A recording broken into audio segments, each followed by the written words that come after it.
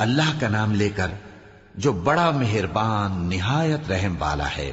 الف لام را، یہ ایک پر نور کتاب ہے، اس کو ہم نے تم پر اس لیے نازل کیا ہے کہ تم لوگوں کو اندھیروں سے نکال کر روشنی کی طرف لے جاؤ، یعنی ان کے پروردگار کے حکم سے عزت والے خوبیوں والے مالک کے راستے کی طرف، یعنی اس اللہ کے راستے کی طرف کہ جو کچھ آسمانوں اور زمین میں ہے سب اسی کا ہے۔ اور ان کافروں کے لیے عذاب شدید کی وجہ سے تباہی اور بربادی مقدر ہے، جو آخرت کے مقابلے میں دنیاوی زندگی کو پسند کرتے اور لوگوں کو اللہ کے راستے سے روکتے اور اس میں کجی چاہتے ہیں۔ یہ لوگ بڑے دور کی گمراہی میں ہیں، اور ہم نے کوئی پیغمبر نہیں بھیجا مگر وہ اپنی قوم کی زبان بولتا تھا تاکہ انہیں احکام الہی کھول کھول کر بتا دے۔ پھر اللہ جسے چاہتا ہے گمراہ رہنے دیتا ہے اور جسے چاہتا ہے ہدایت دیتا ہے، اور وہ غالب ہے، حکمت والا ہے۔ اور ہم نے موسیٰ کو اپنی نشانیاں دے کر بھیجا کہ اپنی قوم کو تاریکیوں سے نکال کر روشنی میں لے جاؤ اور ان کو اللہ کے دن یاد دلاؤ، اور اس میں ان لوگوں کے لیے جو صابر و شاکر ہیں نشانیاں ہیں۔ اور جب موسیٰ نے اپنی قوم سے کہا کہ اللہ نے جو تم پر مہربانیاں کی ہیں ان کو یاد کرو، جبکہ اس نے تم کو فرعون کی قوم سے رہائی بخشی، وہ لوگ تمہیں برے برے عذاب دیتے تھے اور تمہارے بیٹوں کو مار ڈالتے تھے اور تمہاری لڑکیوں کو زندہ رہنے دیتے تھے، اور اس میں تمہارے پروردگار کی طرف سے بڑی آزمائش تھی۔ اور جب تمہارے پروردگار نے تم کو آگاہ کیا کہ اگر شکر کرو گے تو میں تمہیں زیادہ دوں گا، اور اگر ناشکری کرو گے تو یاد رکھو کہ میرا عذاب بھی سخت ہے۔ اور موسیٰ نے صاف صاف کہہ دیا کہ اگر تم اور جتنے اور لوگ زمین میں ہیں سب کے سب ناشکری کرو تو بھی اللہ بے نیاز ہے، قابل تعریف ہے۔ بھلا تم کو ان لوگوں کے حالات کی خبر نہیں پہنچی جو تم سے پہلے تھے، یعنی نوح اور عاد اور سمود کی قوم اور جو ان کے بعد تھے، جن کا علم اللہ کے سوا کسی کو نہیں۔ جب ان کے پاس ان کے پیغمبر نشانیاں لے کر آئے تو انہوں نے اپنے ہاتھ ان کے منہوں پر رکھ دیے کہ خاموش رہو، اور کہنے لگے کہ ہم تو تمہاری رسالت کو تسلیم نہیں کرتے، اور جس چیز کی طرف تم ہمیں بلاتے ہو ہم کو اس میں بھاری شک ہے۔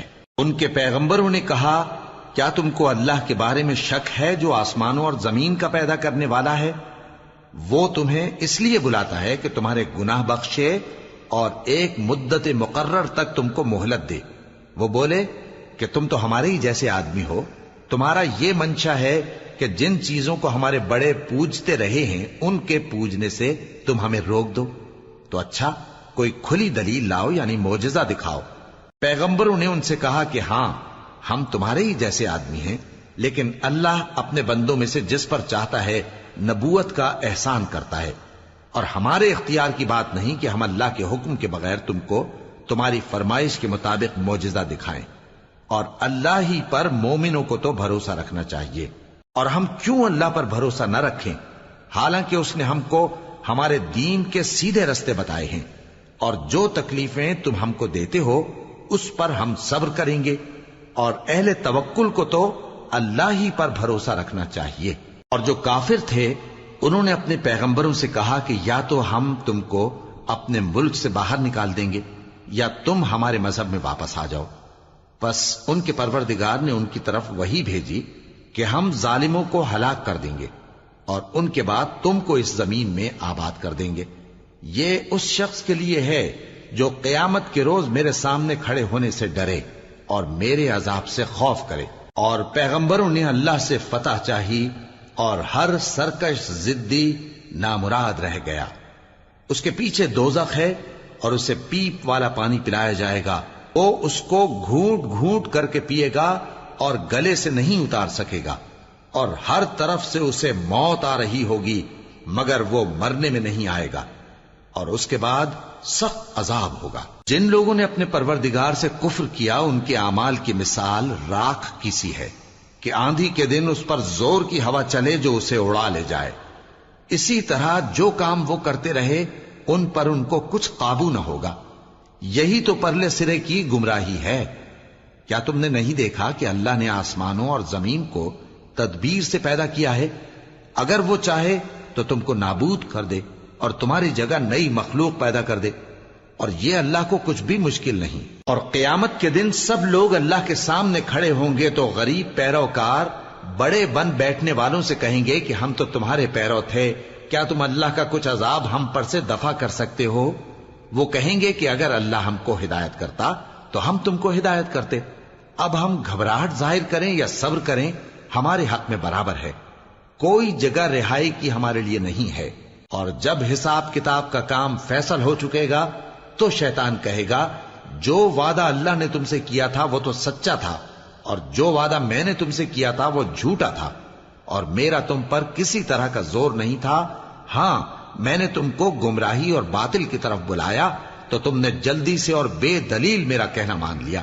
تو آج مجھے ملامت نہ کرو، اپنے آپ ہی کو ملامت کرو. نہ میں تمہاری فریاد رسی کر سکتا ہوں اور نہ تم میری فریاد رسی کر سکتے ہو. میں اس بات سے انکار کرتا ہوں کہ تم پہلے مجھے شریک بناتے تھے. بے شک جو ظالم ہیں ان کے لیے درد دینے والا عذاب ہے. اور جو ایمان لائے اور عمل نیک کرتے رہے وہ بہشتوں میں داخل کیے جائیں گے جن کے نیچے نہریں بہہ رہی ہیں. اپنے پروردگار کے حکم سے وہ ہمیشہ ان میں رہیں گے. وہاں وہ ہر ملاقات پر ایک دوسرے کو سلام کہیں گے. کیا تم نے نہیں دیکھا کہ اللہ نے کلمہ طیبہ کی کیسی مثال بیان فرمائی ہے؟ وہ ایسی ہے جیسے پاکیزہ درخت جس کی جڑ مضبوط ہو اور شاخیں آسمان میں پھیلی ہوں. وہ اپنے پروردگار کے حکم سے ہر موقع پر پھل لاتا ہو. اور اللہ لوگوں کے لیے مثالیں بیان فرماتا ہے تاکہ وہ نصیحت حاصل کریں. اور ناپاک بات یعنی غلط عقیدے کی مثال ناپاک درخت کی سی ہے کہ وہ زمین کے اوپر ہی سے اکھیڑ کر پھینک دیا جائے، اس کو ذرا بھی قرار و ثبات نہیں. اللہ مومنوں کے دلوں کو صحیح اور پکی بات سے دنیا کی زندگی میں بھی مضبوط رکھتا ہے اور آخرت میں بھی رکھے گا.